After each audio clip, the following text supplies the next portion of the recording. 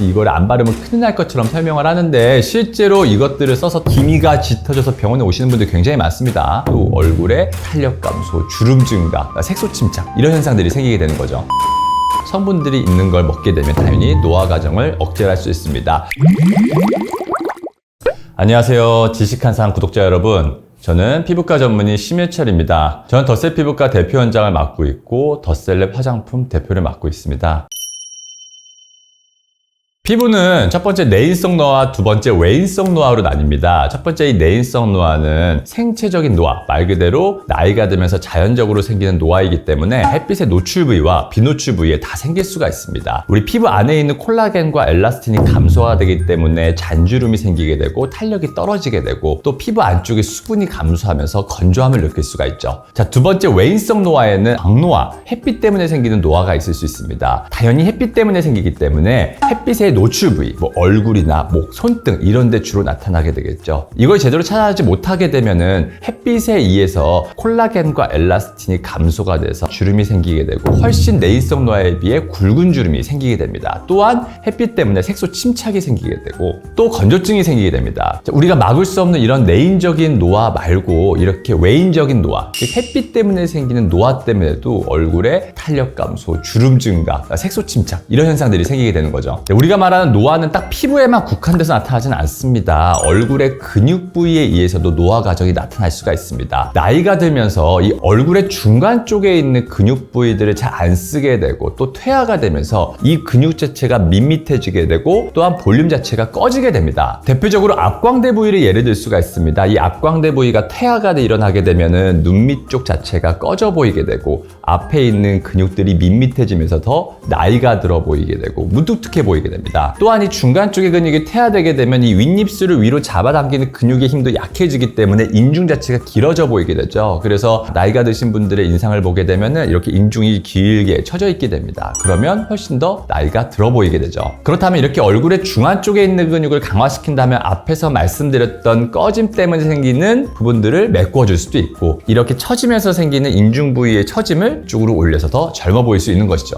나이가 들면서 이제 주름이나 피부 처짐뿐만 아니라 얼굴 뼈 모양도 변화가 되게 됩니다. 잘 모르시는 분들이 많죠. 우리가 세 가지 정도로 말씀드릴 수 있는데 첫 번째는 우리가 해골 모양을 보게 되면은 이 눈알 부위, 눈알이 들어가 있는 부위가 비어져 있죠. 우리 안화 부위와 이 코 주변에 조롱박 모양의 구멍이 넓어지게 됩니다. 두 번째는 이 얼굴의 중안면에 있는 근육 자체의 볼륨이 감소가 되게 됩니다. 세 번째는 이 턱뼈 부위, 하악면도 나이가 들수록 뼈의 볼륨이 감소하게 됩니다. 자, 그럼 나이가 들면서 이 뼈의 볼륨 자체가 감소하고 이 안와가 넓어지게 되니까 이 눈알 주변을 쿠셔닝하고 있는 조직들이 느슨하게 풀어지니까 눈 밑도 불룩 나오게 되고 또 처지게 되고 또 앞에서 말씀드렸던 조롱박 모양의 구멍이 넓어지고 또 중안면에 있는 근육의 볼륨이 작아지게 되면서 여기에 붙어있던 조직들이 같이 처지게 되겠죠. 그렇게 되면서 이 팔자주름도 더 깊어 보이게 되고 이 턱뼈 부근에 있는 뼈의 볼륨이 감소가 되면서 턱선도 더 무너져 보이게 되는 것입니다. 이런 이마, 미간, 눈가, 그리고 자갈턱 이런 부분들은 이완시키는 습관을 들이는 게 좋습니다. 우리가 어떤 일을 했었을 때 이 부분이 수축이 돼 있네? 그럼 풀어줘야지. 이런 습관을 들이면 내가 평소에도 이 부분이 수축이 돼 있을 때를 느끼게 됩니다. 그래서 중간중간 계속 풀어지게 되기 때문에 주름이 더 악화되는 것을 막을 수가 있겠죠. 얼굴의 중간 부분이 퇴화되게 되면 나타나는 현상들이 있습니다. 이 얼굴에 있는 중간 근육들은 보통 이 윗입술을 잡아당기는 역할을 하는 근육들이 대부분인데요. 이 근육들이 퇴화가 일어나면 일단 윗부분에서는 이 중안면 쪽의 앞광대와 눈밑 쪽 부분에 있는 근육의 볼륨이 작아지게 되니까 눈밑이 꺼져 보이게 됩니다. 자, 그러면 어떻게 운동하면 이 부분을 키울 수 있을까요? 제가 평소에 광대승천이라고 얘기를 하는데 이런 식으로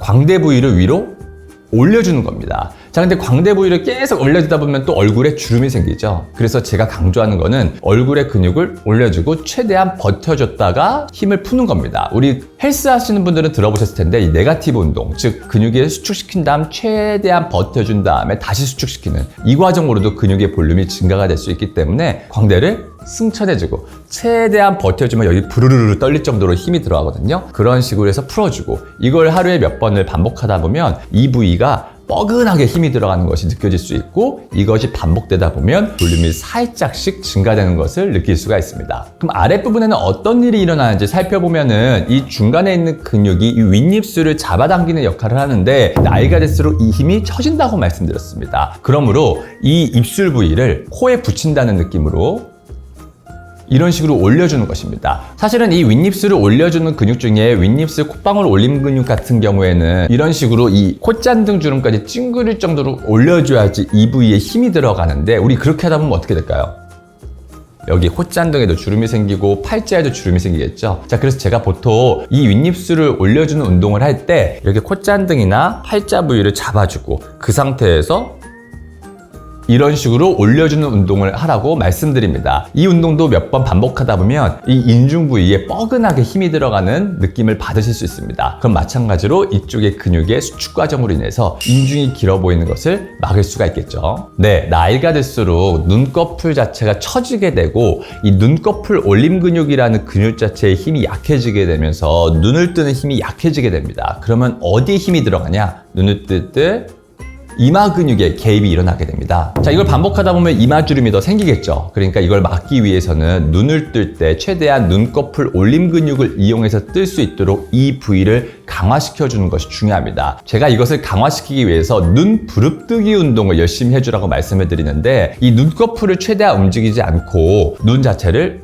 부리부리하게 힘을 주는 것입니다. 우리 마치 사진 찍을 때 눈 작은 분들이 눈 커 보이게 하려고 눈 부리부리하게 뜨는 거 있죠? 이런 식으로 힘을 주는 것입니다. 이렇게 하다 보면은 이 눈꺼풀 올림 근육 이 윗부분 자체가 뻐근하게 힘이 들어가는데 어떤 힘인지 잘 못 느끼시는 분들은 어떻게 하면 되냐면 이렇게 이마 근육을 사용하지 않게 이마가 위로 수축되지 않게 잡아준 상태에서 눈동자를 위로 이렇게 치켜뜨는 겁니다. 최대한 수초간 버텨주면 여기 안쪽 부분, 눈알 위쪽 부분이 굉장히 뻐근한 느낌이 드는데 그것이 바로 눈꺼풀 올림 근육입니다. 이렇게 눈꺼풀 올림 근육을 강화시키면 이마 근육을 거의 쓰지 않으면서 눈을 크게 뜰 수가 있기 때문에 평소에도 이마 근육 개입이 없으니까 주름이 덜 생길 수가 있겠죠. 자외선 자체는 피부 내 활성산소를 증가시키기 때문에 이 노화 자체도 증가시키지만은 우리가 잘 알고 있는 이 햇빛에 의해서 노출받으면 뭐가 생기죠? 색소 침착, 기미나 뭐 검버섯, 잡티 이런 것들이 생길 수가 있습니다. 그러니까 노화 과정뿐만 아니라 이 색소 침착을 막기 위해서도 자외선 차단제는 꼭 자주 제대로 발라줘야 됩니다.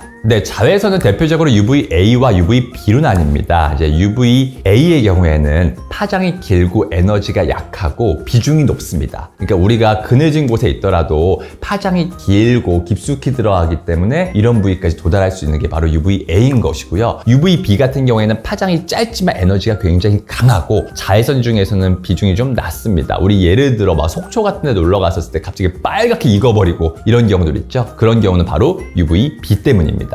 UVA랑 UVB 둘 다 잘 막아야 되겠죠. 이거에 대한 것이 자외선 차단제에 적혀 있습니다. UVB에 대한 차단율이 나와 있는 것이 바로 우리가 많이 들어본 SPF입니다. Sun Protection Factor라고 해서 이 UVB에 대한 차단 지수를 나타내는 것이고 우리가 30, 50, 80, 100 뭐 이런 식으로 있는데 저희 나라에서는 50 이상부터는 50 플러스라고 표시하도록 되어 있습니다. 자, 이 UVA에 대한 차단율은 PA라고 표현이 되는데 Protection Grade of UVA라고 표현을 합니다. 이건 우리가 플러스, 2 플러스, 3 플러스, 4 플러스 이런 식으로 나타나기 때문에 보통 요즘 제품들은 이제 SPF 50 플러스에 PA 4 플러스 짜리 제품을 쓰면 좋겠죠. 자, 근데 문제는 이 SPF라는 것이 결국은 제곱 센티미터당 2mg 정도를 발랐을 때 이 정도의 차단율을 보인다라는 것입니다. 근데 이 용량이 어느 정도냐? 500원짜리 동전, 그리고 손가락 한 1.5에서 2마디 정도를 차지할 정도로 굉장히 많은 용량이에요. 이거를 실제로 발라보면 막 허옇게 들뜨고 우리 가습기 화장하는 사람처럼 사람들이 다 쳐다볼 정도로 굉장히 많은 용량입니다. 그래서 실제로 한 논문에서는 평균적으로 발라본 용량을 측정해 보니까 우리가 말하는 SPF 측정 용량보다 훨씬 적게 바르고 있는 거예요. 자, 그렇기 때문에 우리는 한번 바를 때 많이 바르는 게 어색하다면 일단 중요한 건 자주 바르는 게 중요합니다. 제가 왜 자주 바르는 걸 강조하냐면 이 화장품 회사에서 강조하는 것처럼 그렇게 12시간 이상 지속이 절대 이루어질 수가 없습니다. 왜? 얼굴에는 10,000개에서 30,000개의 피지구멍에서 피지가 나오고 또 그거보다 더 많은 개수의 땀구멍에서 땀 분비가 이루어지기 때문에 피부 표면에 있는 화장품들이 아무리 워터프루프나 이런 제품이어도 희석이 될 수밖에 없고, 또 우리가 손으로 만지거나 건드리면서 또 제품 자체가 사라져 버릴 수도 있고, 또한 제형 자체를 좀 묽게 부드럽게 만드는 경우들에는 뻑뻑하게 두껍게 바르는 것이 아니기 때문에 날아가 버리는 영향들도 있기 때문에 우리는 거기에 적혀져 있는 시간보다 훨씬 잦은 간격으로, 저는 3-4시간이라고 얘기하지만 뭐 골프 치시거나 운동하는 분들은 막 한두 시간마다도 바르는 게 중요하다라고 설명을 드립니다. 제가 예전에는 실내에서도 자외선 차단제를 꼭 바르라고 설명을 했었습니다. 근데 제가 실제로 이렇게 5년 이상 화장품 연구를 해오면서 이 선블럭 자체에 포함되어 있는 물질들이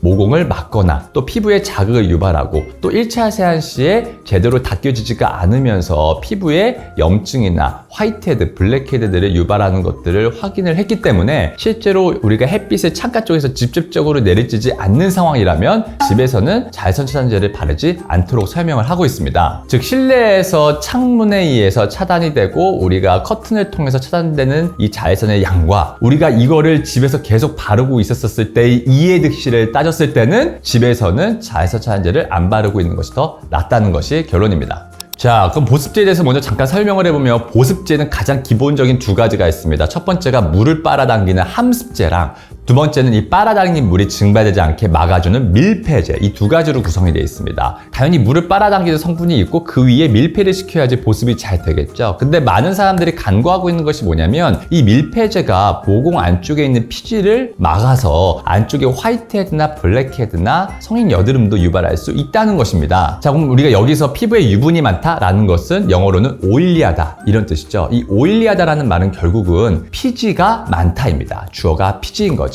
근데 건조하다는 영어로 dry입니다. dry. 무엇이 적다? 수분이 적다입니다. 아까 오일리는 유분이 많은 거고 dry는 수분이 적은 겁니다. 이걸 왜 설명드리냐면 이제 유분과 수분이 반대 개념이라고 알고 계신 분이 있습니다. 유분이 많으면 난 수분이 적어, 수분이 많으면 유분이 적어, 이게 아니라는 거죠. 즉 유분이 많으면서 수분이 적을 수도 있습니다. 우리가 수부지라는 용어 많이 들으셨죠? 일반 분들이 만드시는 단어인데 사실 저는 굉장히 잘 만들었다고 생각을 합니다. 수부지형, 수분 부족형 지성입니다. 자, 수분 부족. 무슨 뜻이죠? 드라이하다는 거예요. 수분이 부족하다. 지성, 오일리하다는 거죠. 수부지형은 영어로 표현하면 드라이 오일리예요. 되게 양립할 수 없는 것 같은데 우리 인터넷 찾아보면 대부분 피부에 뭐 예민하다, 피부 트러블이 있다 다 수부지형이라고 표현을 하죠. 즉 건조하면서 수분이 부족하면서 유분이 많을 수도 있다는 것입니다. 자, 그럼 문제는 보습을 할 때 이러한 피부 타입들을 잘 맞춰줄 수 있게 보습을 해야 되는데 우리가 요즘에 화장품 광고들을 보면 무조건 야 이거 바르고 저거 바르고 이거 바르고 저거 바르라고 한다 이겁니다. 그럼 앞에서 말씀드렸지만 밀폐제가 자꾸 쌓이다 보면 이불이 4중 5중으로 덮게 되면 뭘 막을 수 있다고 그랬죠? 모공이 막으면서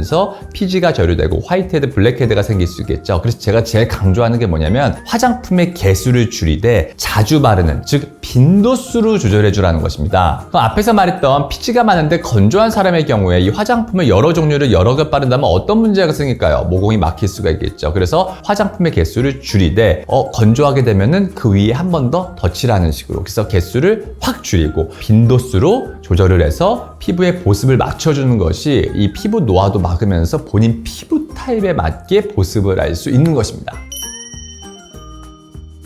여러 가지 영양 성분들이 피부 노화에 당연히 도움이 되겠죠. 아까 말씀드렸다시피 노화는 활성산소를 증가시키기 때문에 항산화제 성분들이 있는 걸 먹게 되면 당연히 노화 과정을 억제할 수 있습니다. 대표적인 항산화제가 뭐가 있죠? 비타민 C가 있죠. 그래서 비타민 C는 하루에 한 1000mg 정도 이상 먹게 되면 당연히 피부 노화에 도움이 됩니다. 제가 그거 다음으로 요즘에 강조하는 건 당연히 저분자량 콜라겐입니다. 제가 한 5년 전에 영상을 찍을 때는 사실 이 저분자량 콜라겐에 대해서는 그냥 쏘쏘라고 설명을 했습니다. 근데 그 이외에도 수많은 논문에서 우리가 실제로 저분자량 콜라겐을 먹었을 때 피부 표면에 있는 콜라겐 수치에 대한 다양한 논문들이 입증이 되면서 저도 요즘에는 먹고 있고 많은 환자분들에게도 저분자량 콜라겐은 섭취를 하도록 강조를 드립니다. 자, 비타민 C의 경우에는 요즘에 막 이렇게 오버도스라고 해서 과용량을 섭취하라는 분들도 계시고 속이 쓰려가지고 많이 못 드시는 분들도 계시기 때문에 저는 한 1000mg 정도에서 먹고 그 이상에 대해서는 사실은 이제 의사분들과 상의 후에 드시는 것이 좋고, 저분자량 콜라겐 같은 경우에도 제품마다 권장량이 다르기 때문에 그 제조사의 권장량만큼 드시는 것이 좋겠습니다. 자, 비타민 A가 있습니다. 레티놀이라고도 알려져 있고 약으로는 이제 스티바 A라는 연고가 좀 유명합니다. 자, 이러한 비타민 A는 각질층 탈락을 빨리 시키기 때문에 때문에 피부 표면에 있는 각질층을 탈락시키면서 사실 여드름에도 FDA 승인을 받아져 있고, 또한 이런 각질층 탈락을 빨리 시키면서 항노화에도 도움이 되기 때문에 이 항노화에도 FDA의 승인을 받은 제품이다. 자, 근데 문제는 요즘에 기미가 짙어져서 병원에 오시는 분들 굉장히 많습니다. 이거는 실제로 당연히 광노화를 예방하는 데 도움을 주지만 주의해서 써야 되기 때문에 꼭 의사와의 상담이 필요합니다. 자, 그럼 바를 때는 이 정도 용량은 무조건 발라야 돼, 이게 아니라 처음에는 무조건 소량으로 발라야 합니다. 그리고 특히 또 피부가 예민한 분들은 보습제를 바른 다음에 발라서 약간 희석을 시킨 다음에 사용을 해야 합니다. 그런데 보통 이런 스티바 A 쓰시는 분들 어떤 분들이 많으실까요? 피부과를 갑자기 다니게 되면서 피부에 시술을 받는다거나, 아니면 갑자기 피부에 관심이 많아져가지고 다른 제품들을 바르기 시작한다거나, 관심이 있어서 액션을 취하게 되는 사람들이 이 스티바 A를 쓰는 경우들이 많습니다. 자, 그럼 피부에 자극이 미세하게 가해진 상태에서 피부 장벽이 살짝 손상받은 상태에서 이렇게 자극감이 있는 스티바 A를 바르는 경우에는 오히려 피부에 자극이 오면서 색소 침착까지도 유발이 될 수가 있습니다. 특히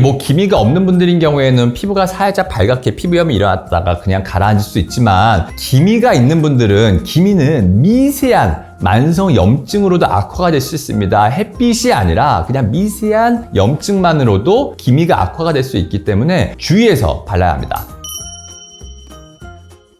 자, 제 피부과에 오시는 수많은 환자분들이 피부에 시술을 받으면 다 노화가 좀 늦춰질 수 있을 거라 생각을 하십니다. 물론 당연히 시술을 받는 것이 피부의 노화를 늦추는 가장 핵심적인 방법일 수도 있겠지만, 생활 습관이 엄청나게 중요합니다. 우리가 15분, 20분 정도로 피부 자체가 막 영구히 변화 안 됩니다. 우리가 15분, 20분 정도 치료를 받더라도 만약에 치료 간격이 2, 3주 간격이면 그 2주, 3주 간격 동안 생활 습관 자체가 노화를 유발할 수밖에 없는 생활 습관을 가진다면 어떻게 될까요? 다른 사람보다 오히려 피부과 다니고 있는데 더 나이 들어 보일 수도 있는 겁니다. 그렇기 때문에 항상 중요한 거는 생활 습관이 중요하고, 또한 이거를 아까 말한 습관화 시켜야 됩니다. 그냥 내 몸에 체득을 시켜버리면 평소에도 아까 말한 것처럼 그냥 가만히 운전하고 있었을 때 운동 해주는 거예요. 이런 식으로 하면 노화를 늦출 수가 있겠습니다. 자, 제가 피부과에서 수만 명의 환자분들을 뵙다 보면 오히려 피부가 예민하거나 자극을 받았을 때, 야, 어디 방송에서 이거 해보래, 야, 이 방법 해보래 해서 더 피부에 뭔가를 발라줘서 문제가 되는 경우가 많습니다. 그러므로 것이 피부를 좋아지게 하는 가장 중요한 첫걸음이라고 할 수가 있겠죠. 제가 병원에 시술을 하러 오시는 환자분들한테 꼭 말씀드리는 게, 이 시술 20분 하는 걸로 피부가 계속 좋아진 상태로 유지되는 게 아니라 평소의 생활 습관, 홈케어가 굉장히 중요하다고 설명을 합니다. 24시간이라는 하루의 긴 시간 곱하기 14일, 우리 21일, 우리가 시술 받을 때 매일마다 가지 않죠. 한 2, 3주 간격으로 간다고 친다면은 이 긴 시간 동안 홈케어를 어떻게 해주냐에 따라서 더 시너지 효과가 나타날 수도 있고, 오히려 더 악화시키는 행동을 할 수도 있다는 것이죠. 자, 홈케어의 루틴은 올바른 세안과 올바른 보습입니다. 엄청 간단해 보이지만 굉장히 중요한 내용입니다. 예를 들어 풀 메이크업이 되어 있을 때의 세안과 그냥 계속 집에 있었을 때의 세안이 동일할 수가 없겠죠. 또 여름철에 막 날씨 엄청 더운 날의 보습과 막 너무너무 춥고 건조한 겨울철의 보습이 같을 수가 없습니다. 그래서 개인에 맞게, 상황에 맞게 올바른 세안과 올바른 보습을 해주는 것이 가장 중요합니다. 제가 가장 강조하는 첫 번째가 바로 클렌징입니다. 이 클렌징 교육만 환자분들한테 제대로 시키더라도 피부가 정말 달라지는 것을 느낄 수가 있습니다. 하지만 제대로 클렌징을 하는 것이 중요합니다. 자, 예를 들어 피지 발달이 많은 여드름성 피부 환자분들이 또 이 여드름을 가리려고 메이크업을 두껍게 한 상황이라고 가정을 해보겠습니다. 그런데 약산성 세안제, 순하다고 해서 그걸로 세안을 시키면은 이 입자들이 다 닦일 거라 생각하세요? 실제로 모공 사이 입자들이 다 닦이지 못하고 남아있게 됩니다. 자, 반대로 얼굴이 정말 예민하고 또 집에만 있어서 메이크업도 전혀 안 돼 있는 분들이 영상을 보고 그래, 이중 세안을 꼼꼼히 하라고 하면서 이중 세안을 하시면 어떻게 될까요? 피부가 굉장히 예민해질 수가 있겠죠. 그래서 제대로 클렌징하는, 올바르게 클렌징하는 방법이 중요하다는 것입니다. 자, 올바른 세안법이 옛날보다 굉장히 중요해진 이유가 두 가지가 있습니다. 자, 첫 번째는 메이크업의 증가, 그리고 두 번째는 이 선크림의 대중화입니다. 우리는 그냥 맨 얼굴을 나가기보다는 항상 뭘 바르죠? 선크림을 거의 루틴으로 바르죠. 우리가 이렇게 평소에 바르는 바르는 메이크업 제품이나 이렇게 항상 바르는 선크림 제품에는 티타늄 디옥사이드, 징크 옥사이드, 아이언 옥사이드와 같은 굉장히 미세하고 고운 입자들이 얼굴에 발라지게 되는데, 이러한 입자들은 굉장히 곱고 작기 때문에 이 모공 사이에 결유가 돼서 잘 안 닦일 수가 있습니다. 자, 그럼 이러한 것들이 화이트헤드나 블랙헤드 그리고 성인 여드름을 유발할 수가 있는 것이죠. 자, 근데 우리가 원장님 나 화장솜으로 닦았는데 아무것도 안 보여서 잘 닦인 것 같은데, 이렇다고 잘 닦인 게 아닙니다. 이렇게 눈으로 보이는 것들이 아니라 우리 확대경을 통해서 관찰을 했었을 때는 모공 안쪽에 이러한 입자들이 절유가 되어 있는 것이죠. 제가 4년 전부터 이 화장품 연구실에서 수많은 자외선 차단제 물질을 또 다양한 세안제로 클렌징을 시켰었을 때 이 모공 안쪽에 이러한 화장품들의 소입자가 절유가 돼서 결국 화이트헤드나 블랙헤드 그리고 성인 여드름을 유발하는 것들을 수없이 확인하고 관찰을 했습니다. 그러므로 세안을 올바르게 하는 것이 피부를 좋아지게 하는 가장 중요한 첫걸음이라고 할 수가 있겠죠. 아주 쉽게 생각하면 두 가지로 나타날 수가 있습니다. 덜 닦였거나 더 닦였거나 입니다. 자, 그럼 이 덜 닦였거나를 한번 살펴볼까요? 우리가 메이크업이나 선블럭 같은 경우에는 아까 말했던 화장품들의 소입자가 모공 사이의 입자가 절유가 될 수 있다고 했습니다. 앞에서도 말씀드렸지만 요즘에는 이 커버력이 있는 메이크업 제품들을 쓰시는 경우가 많습니다. 커버력이 있는 메이크업 제품이라는 것은 파운데이션, 쿠션, 컨실러, BB, 모공 프라이머 이렇게 피부를 덮어주기 위한 이런 메이크업 제품들이 발라진 상태에서 클렌징이 똑바로 들어가지 않게 되면 모공 사이 이 소입자들이 절유가 되게 되고 화이트헤드가 되고, 얘들이 조금 더 튀어나와서 끝이 검게 되면 블랙헤드가 되고 성인 여드름을 유발할 수가 있는 것이죠. 자, 그럼 두 번째로 더 닦였거나가 문제인데, 세안제는 기본적으로 기름을 녹이기 위해 만들어진 것입니다. 왜? 때나 피지, 노폐물들은 다 기름으로 되어 있죠. 이 메이크업 제품들도 다 오일 베이스로 되어 있는 것입니다. 자, 그럼 이 기름을 녹이기 위한 계면활성제가 포함되어 있는 세정제를 얼굴에 계속 바르는데, 문제는 피부 표면에 계속 기름을 닦아낼 정도로 바르게 되면 어떻게 되냐? 앞에서 말씀드렸던 이 피부 장벽도 손상받고 예민해질 수가 있겠죠. 그러므로 덜 해도 문제, 더 해도 문제이기 때문에 지금부터 어떻게 현명하게 하는지 말씀드리도록 하겠습니다. 자, 세안을 할 때는 첫 번째는 피부 장벽의 손상을 최소화로 주면서, 두 번째는 피부 안쪽에 있는 노폐물, 피지, 화장품 입자들을 확실히 닦아낼 수가 있어야 됩니다. 커버력이 있는 메이크업 제품들은 대부분 오일을 기본 성분으로 합니다. 우리가 클렌징 워터를 사용했었을 때 그러면 이 기름을 닦아내기 위해서는 계면활성제라는 것이 포함되어 있기 때문에 클렌징 워터도 기름을 섞일 수 있게 하는 역할을 합니다. 하지만 클렌징 워터를 쓸 때 우리 보통 어떻게 쓰죠? 물처럼 줄줄줄 흐르죠. 그렇기 때문에 화장솜을 이용해서 닦아봐야 한 5-6번 정도 닦아냅니다. 우리가 실제로 이렇게 클렌징 워터로 얼굴에 마찰을 줘서 닦아냈었을 때 피부 모공 안쪽에 있는 이러한 화장품들의 소입자들이 충분하게 닦여지지 않는 것을 흔하게 관찰을 할 수가 있습니다. 자, 그렇다면 혹자분들은 그러면 화장솜으로 더 여러 번 닦으면 되는 거 아니야? 이렇게 싶으실 텐데, 실제로 이 화장솜에 가해지는 피부 마찰이 아까 말씀드렸던 피부 장벽에 굉장히 좋지가 않기 때문에 이 클렌징 워터라는 성분 자체는 모공 안쪽에 있는 화장품들의 입자나 피지를 흡착하는 능력이 좀 떨어지게 되고, 이용할 수밖에 없는 수단인 화장솜에 의해서 마찰이 가해질 수 있다는 것이죠. 자, 근데 이제 클렌징 오일의 경우에는 오일 자체는 문질러 보면 어떠죠? 마찰이 별로 없죠. 우리 마사지 할 때도 오일 마사지 하는 이유가 피부 표면에 마찰을 안 주면서 깊은 근육까지 눌러주기 위해서 사용을 하는 건데, 이렇게 클렌징 오일로 문지르게 됐었을 때는 피부 표면에 마찰이 없게 되고, 또 두 번째로는 이 오일의 성분 때문에 피부 모공 안쪽에 있는 노폐물과 피지를 흡착하는 능력이 굉장히 좋습니다. 그래서 이렇게 클렌징 워터와 클렌징 오일을 비교했었을 때 화장품들의 입자를 잘 닦아내는 측면에서는 당연히 클렌징 오일이 피부 마찰을 덜 주면서 모공 안쪽에 있는 입자까지 닦아낼 수가 있는 것이죠. 자, 가끔 클렌징 오일을 썼는데 트러블이 더 생겼다는 분들이 계십니다. 어떤 경우냐면 아까 말했던 클렌징 오일을 통해서 안에 있는 노폐물을 닦아내더라도 이 오일 자체가 모공 사이에 절유가 돼 있을 수 있기 때문에 두 번째 세안, 즉 2차 세안 때 클렌징 폼을 통해서 이 클렌징 오일이 확실하게 닦여져야 합니다. 자, 그래서 이렇게 메이크업을 했었을 때 저의 이 클렌징 오일로 이중 세안의 설명을 듣고 막 해보니까 진짜 트러블도 줄고 너무 좋아하시는 분들이 하루에 막 2번씩 이중 세안을 하면 어떻게 될까요? 물론 피지가 많은 분들은 한 며칠간은 피지가 확 준 느낌이 들어서 좋을지 모르겠지만은 대부분의 환자분들은 피부 장벽에 있는 기름층들도 계속 자극을 받고 피부 장벽에 손상을 받으면서 한 2-3개월 지나서는 피부가 또 예민해질 수가 있다는 것입니다. 그러므로 이렇게 메이크업이 되어 있지 않은 상태에서는 이중 세안을 하지 말고 단일 세안만 해줘야 되고, 또 피부가 예민할 때는 아예 메이크업을 안 해버리는 그런 형태를 하는 게 좋겠죠. 자, 제가 보습제는 여러 종류를 바르는 것을 추천하지 않습니다. 우리가 보습제 뒷면에 보시면 이제 전성분이라고 해서 한 40에서 50가지 정도의 성분들이 보통 포함이 되어 있습니다. 우리가 만약에 예를 들어 보습하시는 분들이 뭐 수분 크림, 영양 크림, 나이트 리페어 크림, 아이 크림 이렇게 바른다면 벌써 몇 가지죠? 겹치는 항목만 빼더라도 벌써 수백 개의 화학 성분들이 피부 표면에 접촉이 되고 있는 것입니다. 자, 이렇게 되면은 피부 표면의 그 미세 물질이 조금이라도 엘러지를 유발할 가능성도 높아지게 되고, 앞에서 말씀드렸던 그 밀폐제가 모공을 막아서 화이트헤드나 블랙헤드 이런 트러블들을 유발할 가능성도 높아지게 되는 것입니다. 그러므로 무조건적으로 여러 종류를 바르는 것은 좋지 않습니다.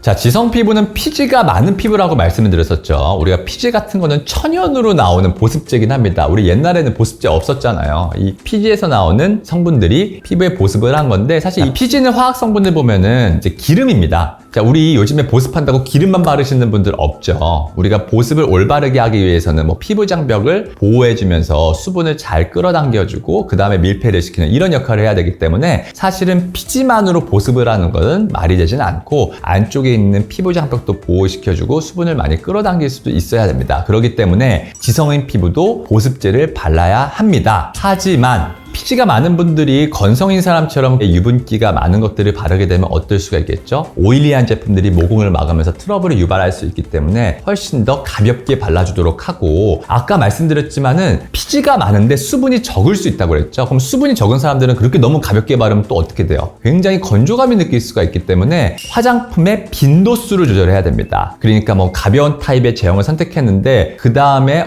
땡긴다고 해서 그날 가벼운 거 쓰고 뭐 무거운 거 쓰고 또 오일도 바르고, 이게 아니라 이 가벼운 타입들을 시간 간격을 두고 여러 번 정도 발라줘서 지속적으로 보습이 돼 있을 수 있게, 다만 모공은 최대한 덜 맞게 해주는 것이 중요하겠습니다.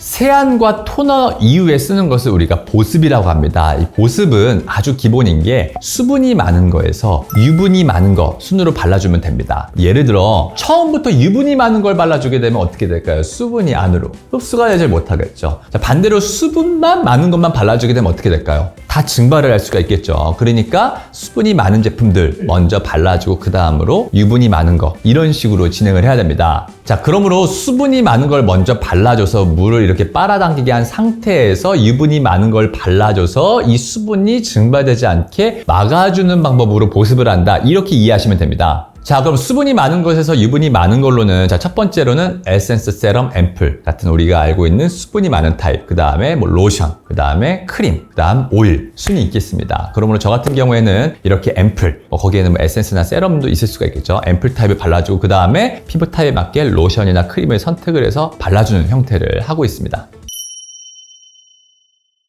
자, 수분이 많은 보습제 종류를 앞에서 뭐라고 그랬었죠? 우리가 뭐 에센스, 세럼, 앰플 뭐 이렇게 얘기했는데, 안에 있는 유효 성분이 많을수록 에센스, 세럼, 앰플이라고 얘기를 합니다. 전 그 중에서 저분자량 히알루론산 앰플을 중요하게 생각합니다. 화장품이 그 자체가 막 들어가서 H2O, 물을 막 만들어내거나 물을 공급하는 게 아닙니다. 아까 말한 함습, 물을 빨아당기는 애들이 들어있어야 됩니다. 자, 이 물을 빨아당기는 함습제가 많이 피부 표면 쪽으로 물을 빨아당긴 상태에서 밀폐제가 덮인다면 피부 표면이 촉촉하고 물광이 나 보이고 보습이 잘 될 수가 있겠죠. 근데 여기서 이 히알루론산은 우리 몸에 있는 성분인데 자기 몸의 1000배 정도 되는 수분을 빨아당기는 굉장히 강한 함습제입니다. 예전에는 이 히알루론산 제품들은 다 분자량이 크기 때문에 안쪽으로 투과는 못하고 피부 표면 쪽에만 위치했다고 친다면, 요즘에는 이 저분자량 히알루론산이 나오게 되면서 피부 안쪽으로 최대한 이 성분들이 흡수가 돼서 이 각질층에서 물을 빨아당기면서 피부 안쪽에서 수분이 유지될 수 있기 때문에, 제가 이 저분자량 히알루론산을 가진 앰플 타입을 좋아하기 때문에 이 저분자량 히알루론산 앰플을 중요하게 생각을 합니다. 자, 유분이 많은 종류에는 로션과 크림이 있다고 그랬는데, 요즘에 굉장히 강조하는 새로운 피부 재생 성분이 있는데 소나무에서 유래한 베타시토스테롤이라는 성분입니다. 자, 이건 사실 새롭다라고 얘기하는 게 애매한데, 대한민국 피부과 전문이라면 피부에 손상을 받았었을 때, 뭐 화상이나 이런 걸 입었을 때 우선적으로 발라주는 연고인 미보 연고라는 것이 있는데, 이거의 성분이 바로 베타시토스테롤입니다. 피부 장벽 성분과 유사해서 소량으로도 피부 재생에 효과를 줄 수가 있습니다. 우리가 항염증 효과와 피부 재생 효과, 그리고 항산화 효과에 대한 다양한 임상 결과들이 나와 있고, 기존의 시카 제품의 성분인 마데카소사이드보다도 더 적은 농도로도 피부 장벽 회복에 효과가 있다는 논문들도 있습니다.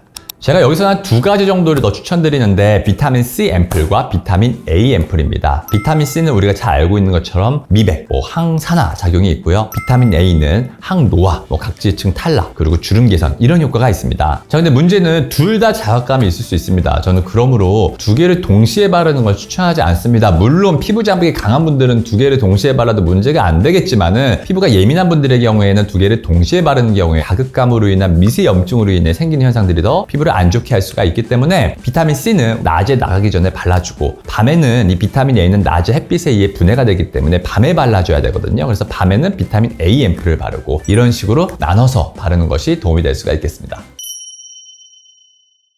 자, 제가 피부과에서 수만 명의 환자분들을 뵙다 보면 오히려 피부가 예민하거나 자극을 받았었을 때 야, 어디 방송에서 이거 해보래, 야, 이 방법 해보래 해서 더 피부에 뭔가를 발라줘서 자극이 돼서 문제가 되는 경우가 많습니다. 자, 피부는 항상 기본에 충실한 게 중요합니다. 그래서 제가 보통 피부가 문제가 있거나 예민한 경우에 뭐부터 뺄지 생각을 하고 말씀을 드립니다. 아까 앞에서 말했던 올바른 클렌징도 사실은 어려워 보일 수 있겠지만은 원리만 따져보면 되게 단순화되어 있거든요. 그렇게 해서 이 단순한 방법으로 하고 보습했었을 때 우리가 자꾸 화장품 회사에서 이거 바르고 저거 바르고 이거 안 따라가면 내 친구 다 바르는데 나는 늦춰지는 것 같고 이게 아니라 기본에 충실해서 피부 장벽은 손상시키지 않고 강화시키면서 항염증 작용, 항산화 작용 정도 있는 것으로 꾸준하게 발라주는 것이 도움이 될 수 있겠습니다. 즉 투머치가 오히려 문제가 될 수 있다는 것이죠. 모공은 완전히 없어질 수도 없고 또 없어져서도 안 되는 구조물입니다. 근데 모공이 이 넓게 보이는 사람들이 결국 문제인 건데 이 이유는 한 가지가 아니라 여러 가지로 시각적으로 모공이 넓어 보이는 요인들이 있기 때문입니다. 자, 얼굴의 피지를 지속적으로 감소시키는 방법 첫 번째는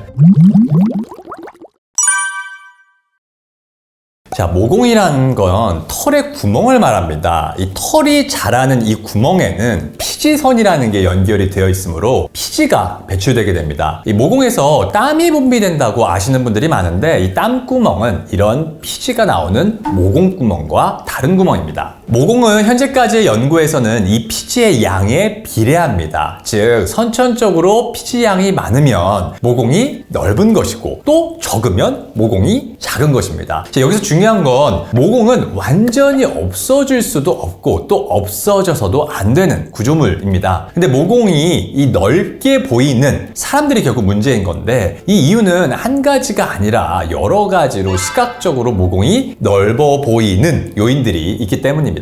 그래서 이 넓게 보이게 하는 이유들의 본인이 어디에 해당되는지를 알면 이 모공이 작게 보이게 할 수 있는 것입니다.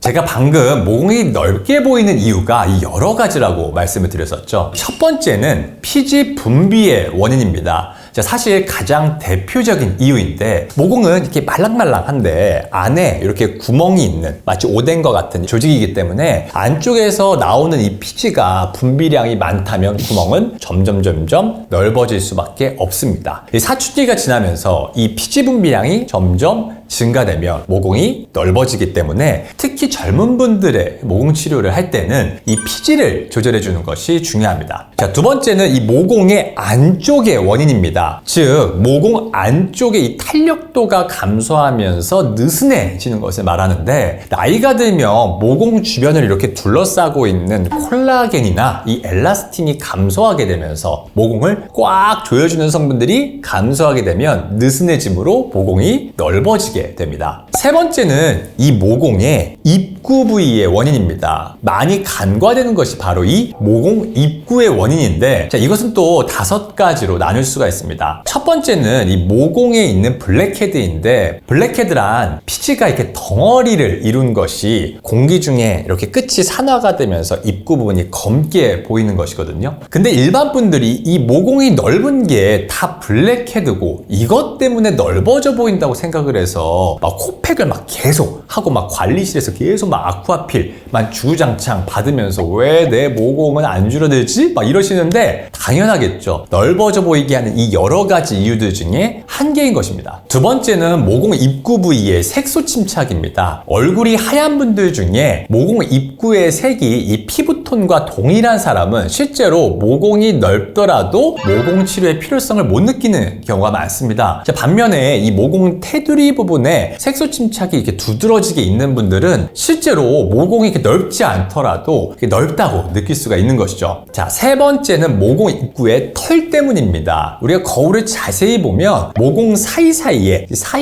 털이 박혀져 있는 경우들이 많습니다. 자, 이것은 트리코스테시스 스피듈로사, 자, 한글로 가시털 정체증인데 이 현미경으로 보면 아주 가느다란 털들이 다발을 이루고 있는 형태를 띱니다. 네 번째는 모공 입구의 과각화증입니다. 입구가 각질화된 것들이 이렇게 막히게 되면 안쪽에서 이 피지가 저류가 나타나면서 모공이 넓어져 보이게 되고 도드라져 보이게 되고, 또 다섯 번째로는 모공처럼 보이는 이 흉터 때문에 넓어 보일 수가 있는데, 여드름의 흉터의 종류 중에 아이스픽스카라고 해서 우리가 이제 가시로 이렇게 송곳처럼 찌르는 것 같이 콕콕 박혀져 있는 흉터가 있는 분들이 모공이 이렇게 넓은 것으로 인식이 될 수가 있습니다. 자, 피지 분비가 많은 사람들이 모공이 넓게 되는데, 당연히 사춘기 때 이 피지가 많은 사람들이 여드름이 생길 가능성이 높고, 당연히 이렇게 여드름 흉터가 생길 가능성도 높아지겠죠.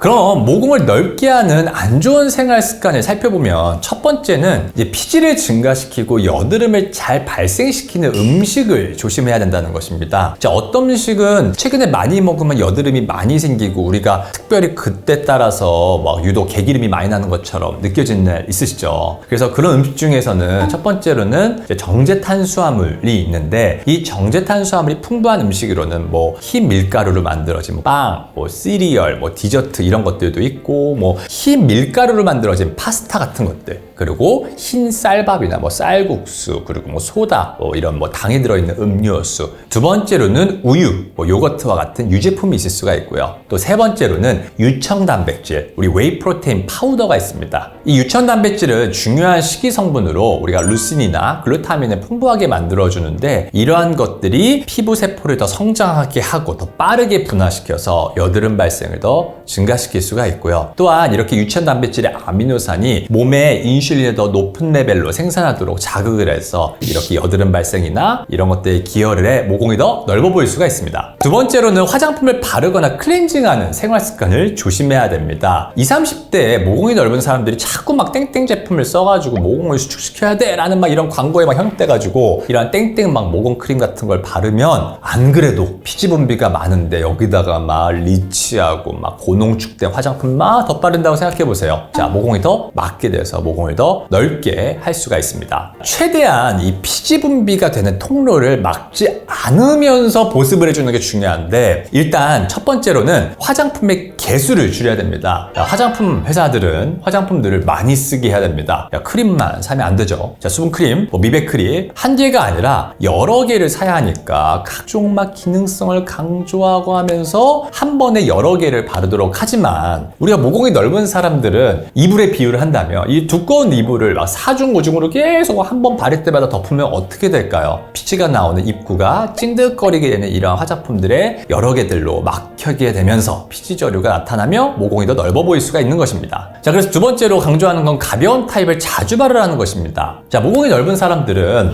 리치한 크림보다는 좀 가벼운 타입의 크림으로 자주 발라주는 것이 좋습니다. 우리가 이불의 비율을 해보면 이불을 딱 아침, 저녁으로 이렇게 4겹, 5겹씩 이렇게 해서 딱 맞게 하는 게 아니라 안에 피지가 저류되지 않게 한두 겹 정도 이불을 대신 계속적으로 덮을 수 있게 하는 것이 중요합니다. 세 번째로는 피지를 닦아낼 수 있는 세안제를 선택하시는 것이 중요합니다. 모공이 넓은 사람들은 피지가 많다는 뜻이지만 또 한편으로는 이 피부 표면에 함몰, 고랑, 홈들이 많은 것이죠. 즉 메이크업을 하거나 선블록을 했었을 때 입자들이 더 잘 낄 수가 있습니다. 자, 그래서 클렌징을 할 때 어느 정도 확실히 들어가야 하는데, 얼굴에 뭐 우리가 순한 뭐 클렌저, 뭐 pH가 낮은 화장품들을 시중에서 하도 이렇게 강조를 하다 보니까 피지와 모공구멍 안에 화장품 성분들을 잘 닦아내지 못하는 경우를 임상적으로 자주 보게 됩니다. 그러므로 어느 정도 피지를 이렇게 닦아낼 수 있는 클렌징 제품을 선택하시는 것이 중요합니다. 자, 세 번째로는 짜는 습관을 조심해야 됩니다. 모공이 넓다고 오시는 20대, 30대 분들이 굉장히 많으신데, 자, 이러한 분들이 과연 이렇게 모공 주변에 우리가 들어온 것처럼 탄력도가 떨어져가지고 막 모공이 막 늘어져서 넓어지는 걸까요? 자, 많은 분들이 화장품 광고를 보고 막 바르면 모공이 쫙 막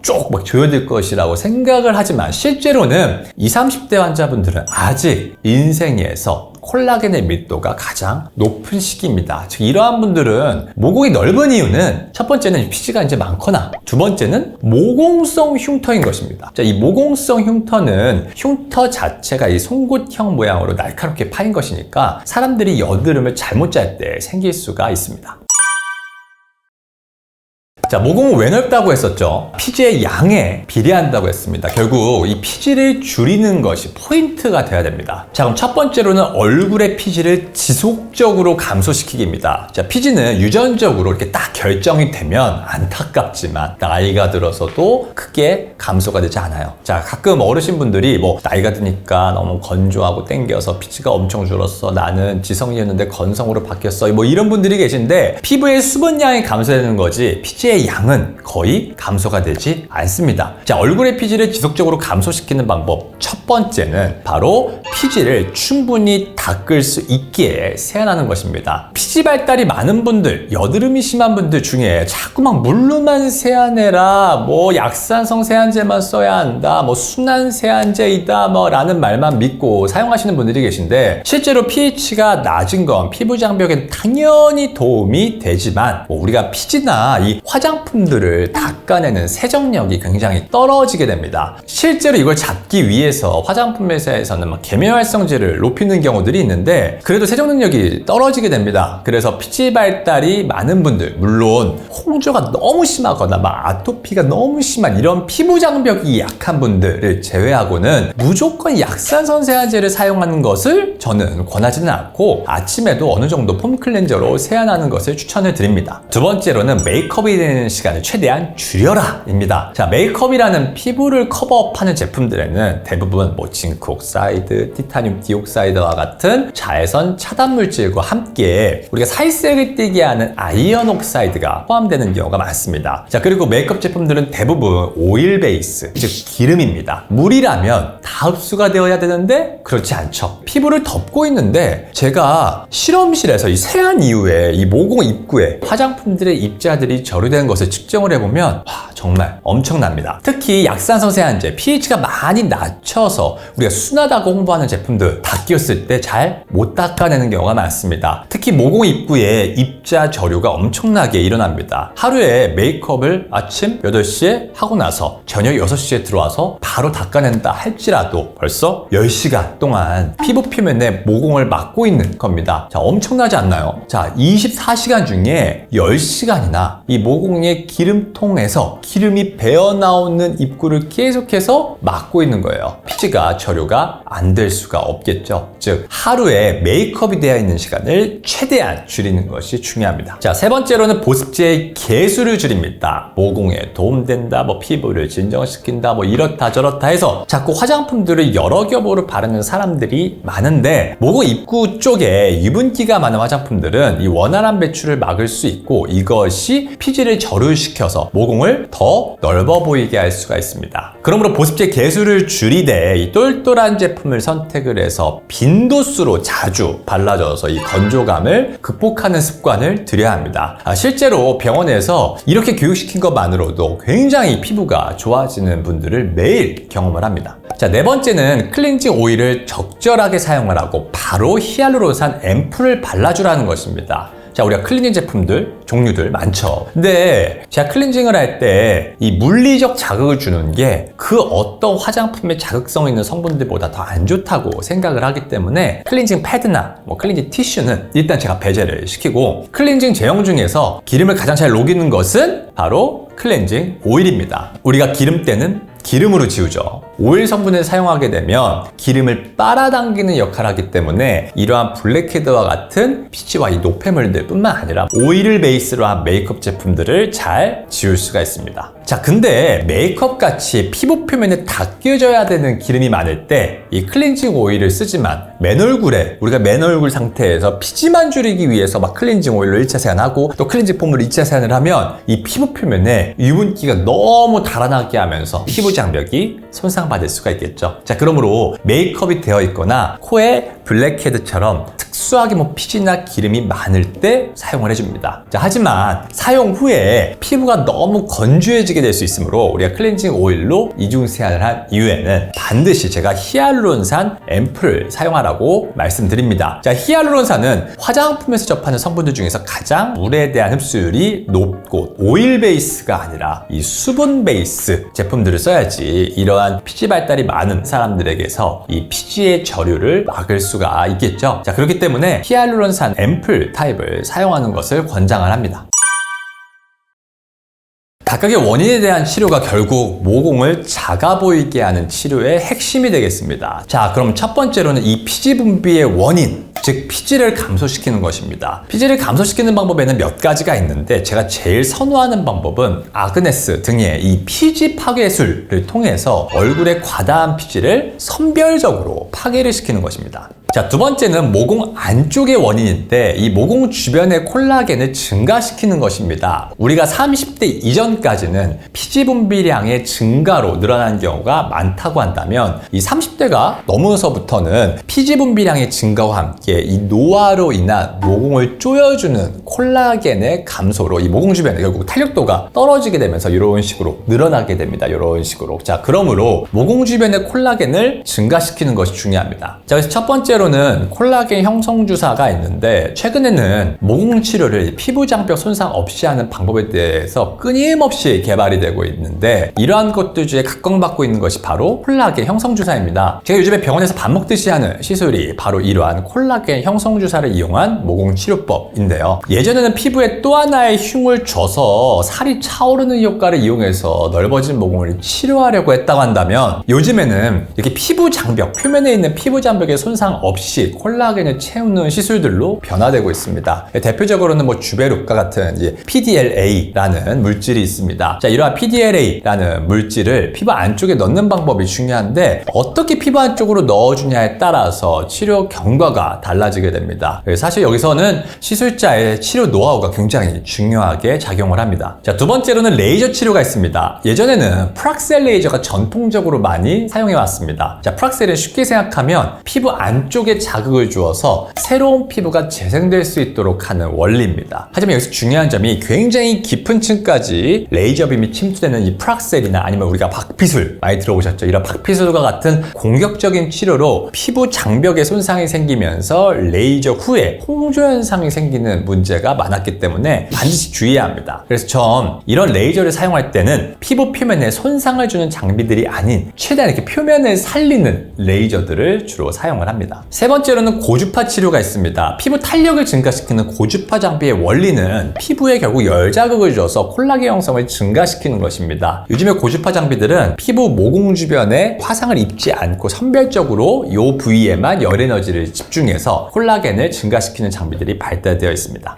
자, 세 번째는 아까 말씀드렸던 모공 입구 부분의 원인을 해결하는 겁니다. 그 중에 첫 번째가 뭐였죠? 모공에 있는 블랙헤드를 치료하는 건데 이 블랙헤드는 결국 피지의 저류가 돼서 생기는 것이므로 앞에 설명했던 피지를 줄이는 치료와 함께 피지를 파괴하는 레이저 등을 해볼 수가 있습니다. 자, 두 번째는 모공 입구의 색소 침착을 치료하는 건데 모공 테두리 부분에 색소 침착이 두드러지게 있는 분들은 실제로 모공이 아주 넓지 않더라도 넓다고 느낄 수가 있기 때문에 모공 주변에 레이저 톤이 같이 들어가줘야지 이 두드러지게 보이는 현상을 감소시킬 수가 있습니다. 자, 세 번째는 모공 입구의 이 털의 치료입니다. 모공 사이사이에 털이 박혀 있는 경우는 트리코스테시스 스피뉴로사인데 이는 현미경으로 보면 아주 가느다란 털이 다발을 이루고 있기 때문에 이러한 경우 제모가 되는 파장대 레이저를 사용해서 이러한 병변들을 제거해 볼 수 있습니다. 네 번째는 모공처럼 보이는 흉터를 치료하는 건데 이 여드름 흉터 중에서 아이스픽스카 이렇게 송곳형 흉터인 경우도 모공이 늘어난 것으로 인식될 수 있다고 했죠. 그러므로 이렇게 흉터로 인해 모공이 넓어져 보이는 경우는 다양한 흉터 치료를 통해서 개선해야 됩니다.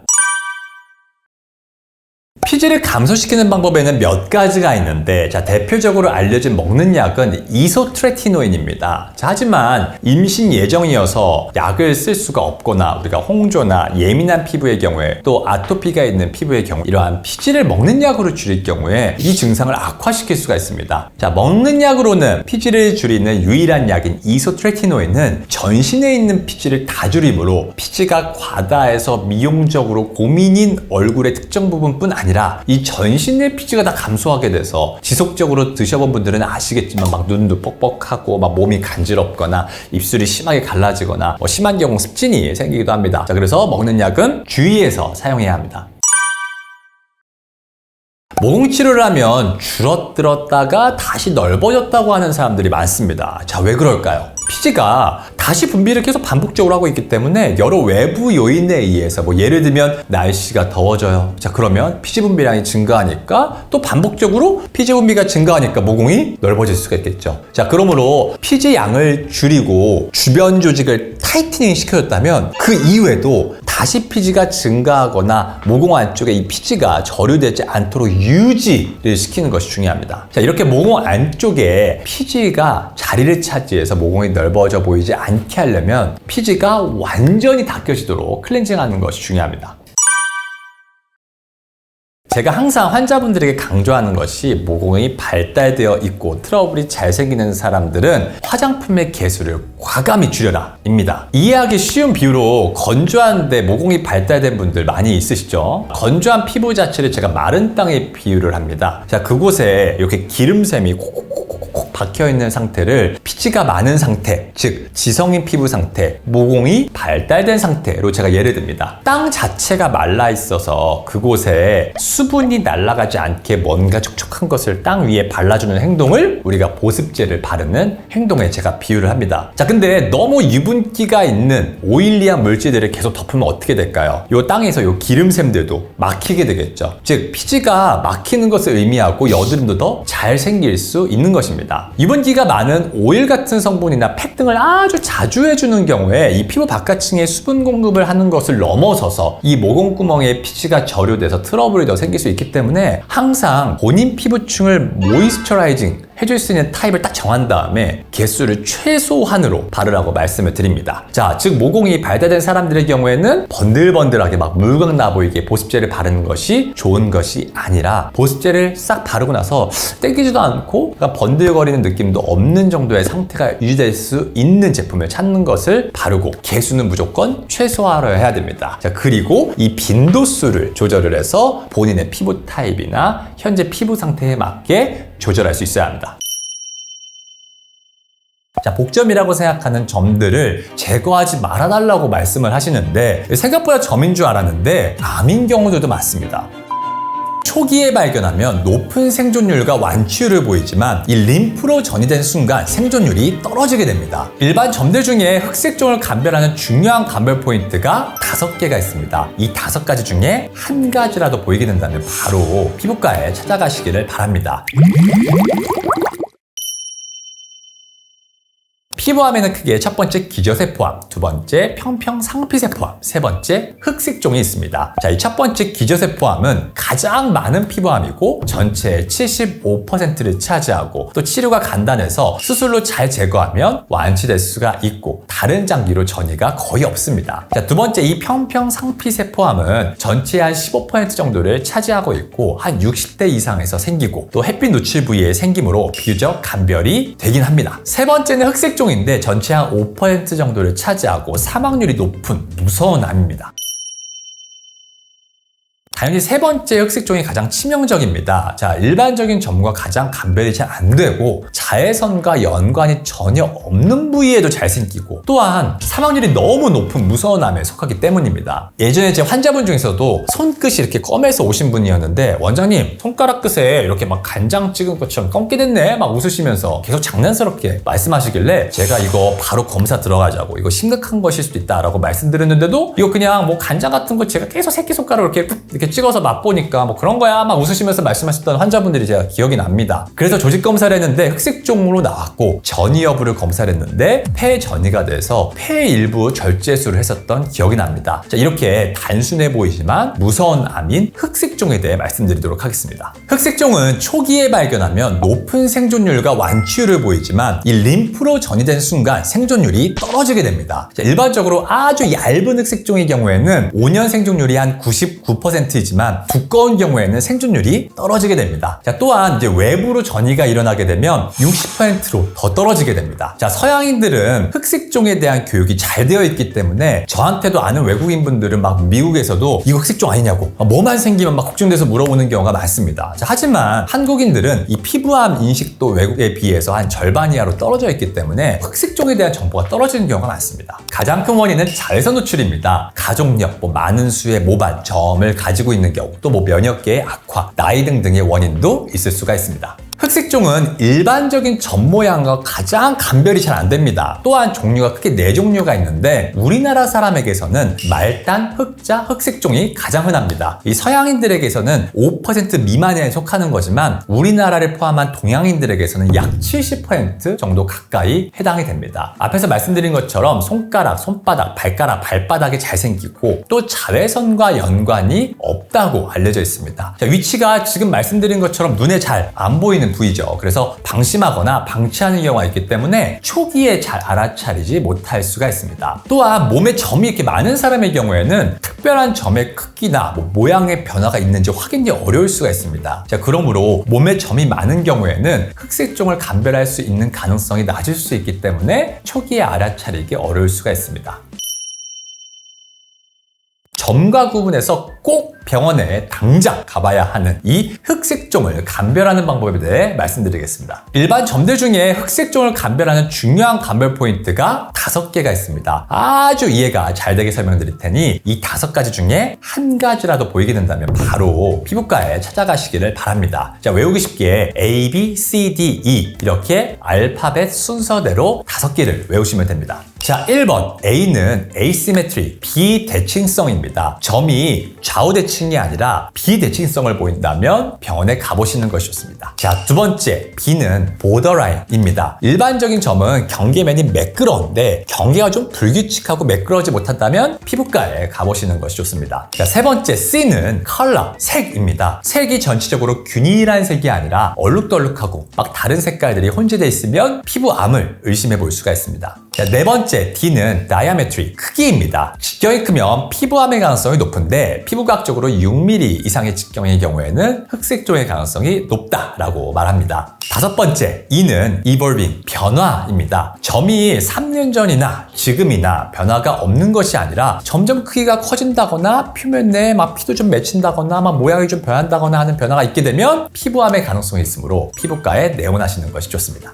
앞에서도 말씀드렸지만 흑색종은 초기에 발견되면 높은 생존율과 완치율을 보이지만 림프로 전이된 순간 생존율이 떨어지게 됩니다. 림프로 전이되었단 말은 결국 다른 장기로 전이가 될 수 있다는 것입니다. 그러므로 앞에서 말한 5가지 증상을 보이는 점들이 있으면 최대한 초기에 피부과로 내원하시는 것이 좋습니다.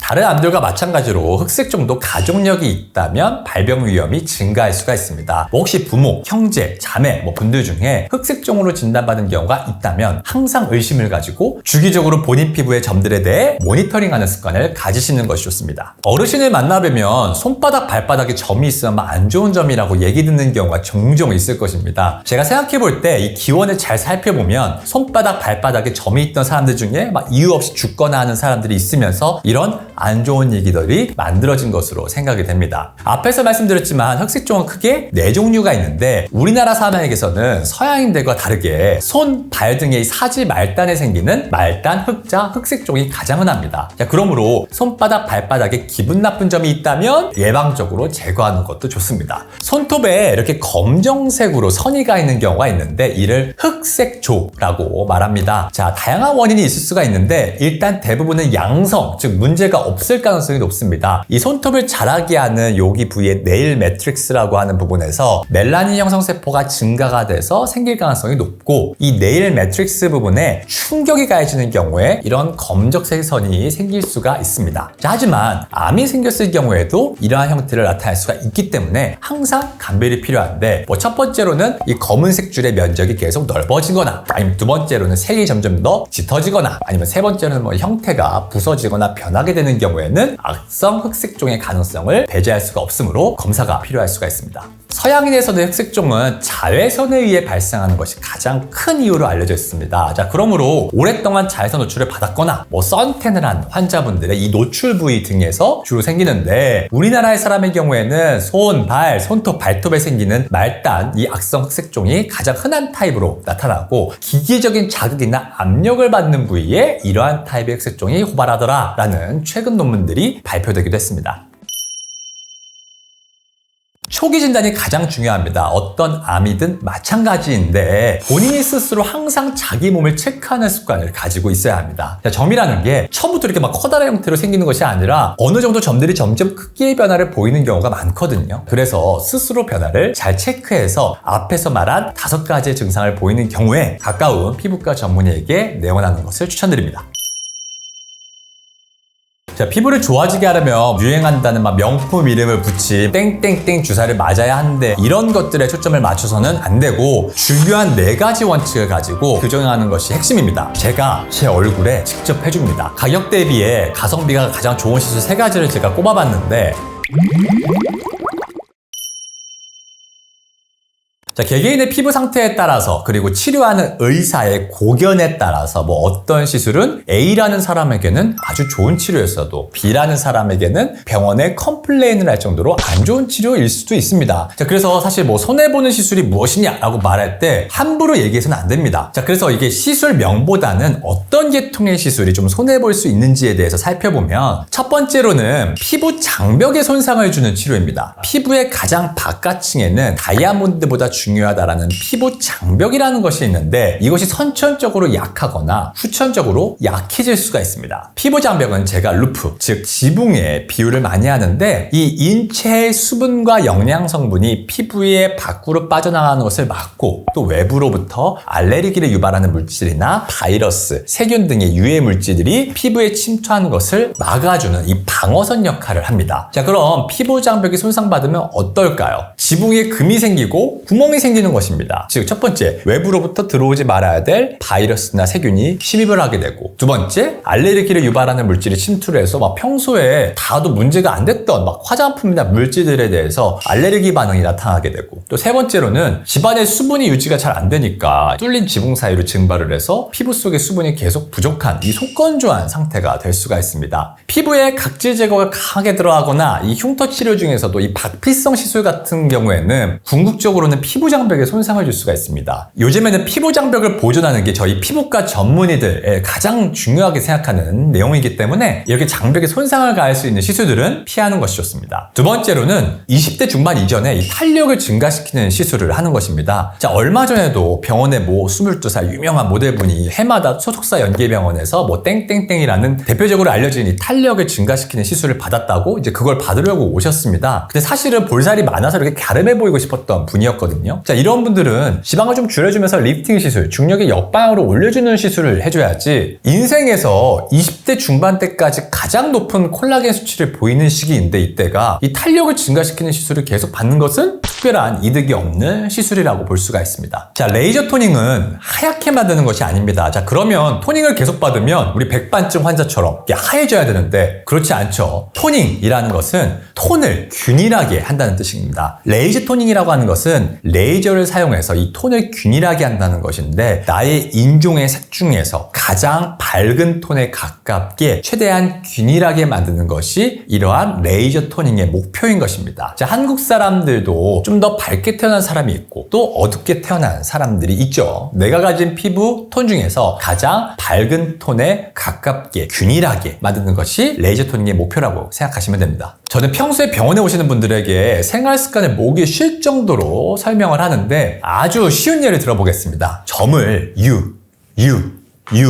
무 이렇게 몇 번 치를 때 갑자기 점이 있다가 무로 이렇게 쏙 사라지는 것이 아니라 이 단위 면적당 점세포의 밀도를 줄이는 것입니다. 자, 이렇게 단위 면적당 점세포의 밀도를 줄이다가 이 눈에 보이게 되는 커트라인 이하값으로 이렇게 떨어지게 되면 눈에서 사라졌네. 이렇게 되는 것이 결국 레이저 토닝의 원리인 것이죠. 자, 그럼 예를 들어 이 단위 면적당 점세포를 오늘 100개를 줄였습니다. 자, 다음번 토닝까지 일상생활에서 뭐 햇볕도 쬐고 하면서 20개가 늘어났어요. 다음번 치를 또 100을 줄였어요. 그 다음에 20개가 늘어났어요. 또 100을 줄였어요. 20개가 늘어났어요. 이러면 어떻게 되나요? 계단식으로 점세포가 줄면서 좋아지겠죠. 자, 근데 레이저 토닝으로 100을 줄였습니다. 자, 근데 생활습관 관리가 안 돼서 200이 늘어났네요. 다시 100을 줄였는데 또 치료 간격도 또 멀어지고 막 선크림도 안 바르고 생활습관도 제대로 못 지켜서 200개가 늘어났습니다. 어떻게 될까요?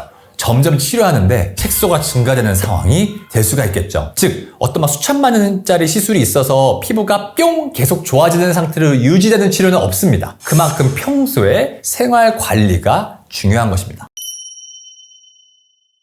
저는 시간이 없어서 지속적인 피부 관리는 받지 못하고 있지만 이 시술은 간헐적으로 꼭 해주고 제가 제 얼굴에 직접 해줍니다. 제가 뭐 예를 들어 뭐 필러, 보톡스, 뭐 울세라, 써마지 뭐 등등 시술들을 제가 직접 제 얼굴에 합니다. 자, 이렇게 하면 환자분들이 이 부위를 시술할 때 특히 아프겠구나. 이렇게 하면 효과가 더 있네. 디테일하게 직접 느낄 수가 있습니다. 가격 대비에 가성비가 가장 좋은 시술 3가지를 제가 꼽아봤는데 그러니까 즉 효과에만 포커스를 맞춘 것이 아니라 이 시술의 가격과 비교를 했을 때 나타나는 효과가 좀 광범위하거나 드라마틱한 시술을 위주로 뽑아보면 첫 번째는 아그네스 등의 피지 파괴술입니다. 자, 모공이 넓은 이유에 대해서 현재까지 의학적으로 밝혀진 확실한 한 가지는 피지의 양입니다. 즉 털구멍에 매달려 있는 피지가 유전적으로 많은 경우에 어렸을 적부터 피지 분비가 계속되니 시간이 지나면서 모공이 넓어지게 되죠. 즉 피지가 유전적으로 많은 부위는 어렸을 적부터 첫 번째 여드름으로 고생하게 되고 두 번째 모공이 넓어서 고생하게 되고 세 번째 여드름으로 생긴 자국이나 흉터로 고생하게 됩니다. 또한 나이가 한 30대 후반 정도 넘어가게 되면 이 피지 발달이 많은 사람의 경우에는 여드름 발생은 좀 많이 감소하더라도 피지샘 증식증으로 인해서 이게 피부가 울퉁불퉁해지게 됩니다. 자, 저한테 오시는 40대 이상의 수많은 환자분들이 이 피지 때문에 증가되어 있는 이 피부의 굴곡을 이전에 전혀 진단 내리지 못하고 피부결이 안 좋은 건가 싶어서 막 백날 땡땡 주사 등등의 막 피부결이 좋아진다는 시술, 주사 같은 것만 맞고 있는 것이 현실입니다. 자, 앞에 설명했지만 이 모든 현상들은 피지 발달로 생기는 것이기 때문에 이를 치료하기 위해서 백내 여드름 압출하고 여드름 필링한다고 되는 것이 아니라 근본 원인을 파괴하는 것이 중요합니다. 자, 그래서 제가 아그네스 같은 피지 파괴술이 가성비가 좋다고 하는 이유는 이 피지를 파괴하는 시술로도 또 블랙헤드, 여드름, 모공, 흉터 예방, 피지샘으로 인한 피부결을 평평하게 회복하는 다양한 역할을 하기 때문에 가성비 갑 시술로 꼽고 있습니다.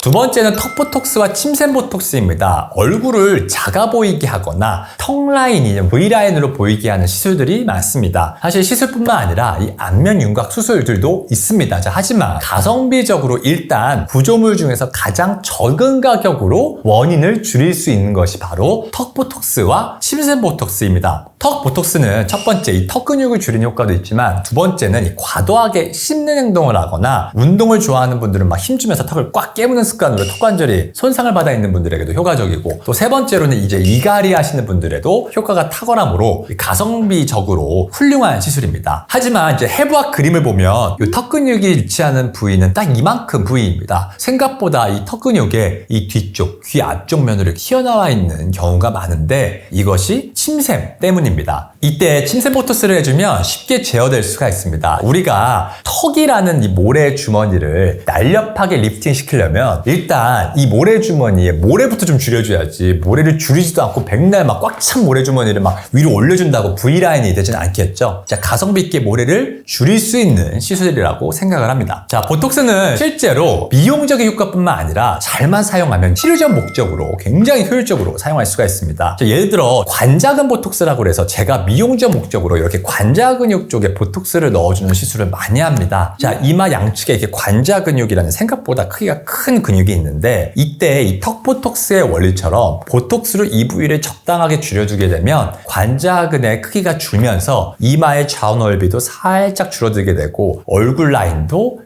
작아 보이는 효과를 거둘 수가 있습니다. 근데 이러한 관자근 보톡스로 두통을 감소시킬 수가 있는데 전 평소에 이 긴장성 두통이 굉장히 심한 편입니다. 자, 이때 이 관자 근육을 포함한 두피 쪽에 보톡스를 적절한 위치로 넣어주는 경우 두통이 굉장히 감소할 수가 있습니다. 자, 그래서 실제로 두통 때문에 저한테 보톡스를 맞으러 오시는 분들이 많은데 이 긴장성 두통과 편두통의 보톡스 효과는 이미 여러 논문을 통해서 밝혀져 있습니다. 자, 세 번째는 인모드입니다. 자, 인모드는 효과가 즉각적인 고주파 시술입니다. 음악을 걸어서 살을 집게 형태로 잡은 다음에 그 사이에 고주파를 넣어줌으로 고주파 열 에너지를 충분히 전달을 해주고 마지막에 고전압의 전류를 찌릿해서 보내서 지방세포를 파괴해줍니다. 자, 그래서 이 피부의 탄력을 잡는 것과 동시에 지방분해 효과가 일어나는 이제 일석이조의 효과를 볼 수가 있습니다. 자, 인모드의 역할을 한 문장으로 정의를 하라고 하면 지방을 줄이면서 턱 라인에 붙인다라고 생각하시면 됩니다. 이 고주파 시술 중에 효과가 탁월하지만 즉각적인 결과를 나타내지 못하는 장비들이 많은데 인모드는 굉장히 즉각적이기 때문에 중요한 일정을 앞두고 시술 받기가 좋습니다.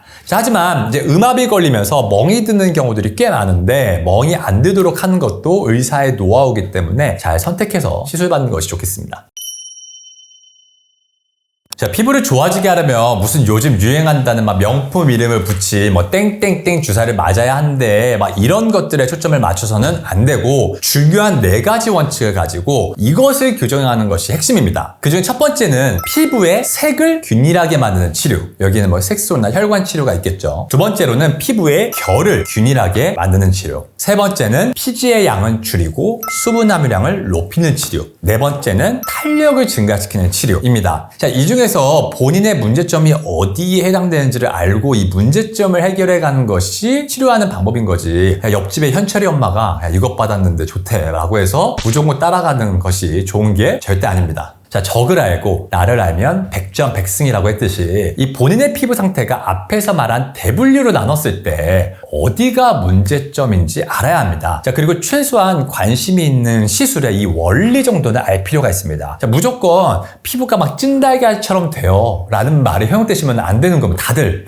아시겠죠? 자, 원리를 들어봤는데 내가 지금 문제가 되는 부분이 뭐 피부의 결인데 이 레이저가 피부의 피지를 줄여서 피부의 굴곡을 평평하게 해주네. 자, 그러면 나에게 맞겠다. 이 정도의 어느 정도 지식을 알면 좀 더 효율적으로 시술을 받을 수가 있습니다. 리프팅 시술을 받을 때 우리가 호구가 되지 않고 효과를 극대화하려면 원리가 서로 다른 장비들을 섞어서 사용하라라는 것입니다. 자, 안타까운 경우가 원리가 동일한 장비인데 막 할인한다고 해가지고 원리가 비슷한 장비를 연속해서 해주는 경우가 있습니다. 제가 환자분들한테 설명을 할 때 이 리프팅 장비를 크게 4가지로 나뉜다고 설명을 합니다. 첫 번째는 탄력을 증가시키는 장비, 두 번째는 리프팅을 시키는 장비, 세 번째는 이중턱과 심술보에 특화된 장비, 네 번째는 3가지의 빛을 파장을 이용해서 탄력을 증가시키는 장비. 이렇게 4가지인데 이 중에서 본인의 피부의 문제점에 맞게 조합을 해줄 수 있는 것이 좋습니다. 자, 리프팅 시 알아야 될 아주 기본적인 내용이 있습니다. 자, 첫 번째로는 탄력을 높인다는 말. 이거는 우리말로는 뭐 탱탱하다를 말하는 것으로 나이가 들면서 이 피부 위에 콜라겐의 수치가 감소가 이루어지는데 콜라겐은 대부분 이 진피층이라는 부분에 위치를 하게 됩니다. 이러한 진피층의 콜라겐은 20대 중반부터는 매년 한 1% 정도씩 감소되기 때문에 나이가 들면서 이 부분이 흐물흐물해지는 것입니다. 모래주머니로 따지자면 모래가 빠져가지고 주머니가 흐물흐물해지니까 안에 콜라겐들을 탱탱하게 꽉 차게 해주는 것입니다. 두 번째는 리프팅을 시킨다는 말은 말 그대로 리프트 업, 즉 중력이라는 엄청난 힘의 역방향으로 아래에서 위로 끌어올려주는 것입니다. 자, 중력의 힘은 정말 엄청 강합니다. 이 강한 힘이 그냥 24시간 내내 가해지니까 살이 안 처질래야 안 처질 수가 없겠죠. 자, 중력의 역방향으로 당겨주는 것을 우리는 리프팅이라고 하고 이때 핵심이 되는 것이 위에 말한 구조물 중에서 스마스라고 하는 근막층에 해당됩니다. 이 4가지 분류 중에서 첫 번째 탄력을 증가시키는 장비에는 대표적으로 뭐 서마지, 텐서마, 댄서티, 올리지오 이런 장비들이 해당이 됩니다. 이러한 장비는 흔하게 피부에 농사진다라고 표현을 하는데 즉각적으로 내일 뿅 막 이렇게 좋아지는 것이 아니라 나이가 들면서 피부 탄력 탄력도가 감소되는 것을 최대한 억제하고 콜라겐을 증가시키기 위해 미리미리 해주는 것입니다. 근데 실제로는 간단해 보이지만 이 분류에 포함된 장비들은 뒤에 말한 장비들을 포함해서 가장 어려운 기술력을 가진 장비입니다. 두 번째는 리프팅을 시키는 장비입니다. 자, 강한 중력으로부터 어떻게 하면 중력의 역방향으로 당겨줄까요? 자, 스마스라는 근막층이 있다고 제가 말씀드렸는데 이마에서부터 이렇게 목까지 이어진 굉장히 질긴 조직이고 제가 이걸 오징어에 비유를 많이 합니다. 자, 우리가 오징어 불에다가 구워주게 되면 수축을 하죠. 이 피부도 이 부분 스마스층에 열을 가해주면 수축을 하면서 위로 올라가겠죠. 자, 하지만 이 스마스는 깊이 있기 때문에 정확한 깊이에 쏴주는 것이 중요합니다. 그냥 냅다 그냥 때려주게 되면 어떻게 될까요? 다른 조직들도 손상을 받고 막 지방도 구워지고 하겠죠. 그래서 보이는 초음파가 달려있는 울세라가 이 계열 중에서는 가장 오래된 장비이고 가장 비쌉니다. 그 후발주자로는 뭐 슈링크, 더블로 등이 있습니다. 세 번째는 이중턱 심술보에 특화된 장비입니다. 자, 이 장비는 양극성 고주파 장비로 고주파이기 때문에 아까 첫 번째 계열 탄력을 올리는 시술에 해당될 수도 있지만 사실 저는 따로 분류를 이렇게 세 번째로 빼놓습니다. 자, 그 이유는 앞에 탄력을 증가시키는 장비들은 대부분 이렇게 한쪽 방향으로 쭉쭉 아래로 들어가게 되는데 이 장비는 말씀드렸지만 살을 물어서 그 사이로 고주파 처리를 해주고 마지막에 지방을 분해시키기 위해 전류가 나가기 때문에 원리가 좀 다르죠. 아까 말씀드렸지만 지방을 좀 줄여주면서 뼈 쪽으로 붙여준다. 이렇기 때문에 이중턱 심술보에 더 특화된 장비입니다. 단점은 지속시간이 1번과 2번 분류의 장비들보다 짧아서 즉각적인 만큼 지속성이 아쉽다라는 측면이 있습니다. 자, 네 번째는 세 가지의 빛의 파장으로 탄력을 증가시키는 장비입니다. 자, 앞에서 말한 고주파, 초음파로 열을 유발하는 것이 아니라 이 세 가지의 빛의 파장을 이용한 것입니다. 자, 재미난 점은 이 장비는 사실 제모 레이저, 즉 털을 없애는 장비였습니다. 자, 제모에 필요한 세 가지의 파장을 이용해서 열 에너지를 가해줘 보니 피부에 깊이별로 열 에너지가 전달돼서 탄력을 증가시키더라 라는 원리입니다. 장점은 시술 후 즉각적인 활동이 가능할 정도로 붓기가 거의 없고 통증이 적은 편이고 즉각적인 효과가 나타나는 편입니다. 그래서 제가 피부 잡력이 약한 사람들에게 리프팅을 할 때 권유합니다. 자, 단점은 리프팅 효과의 측면에서는 다른 1, 2번 분류에 비해서는 약할 수밖에 없고 시술 유지 기간이 아주 길지는 않습니다.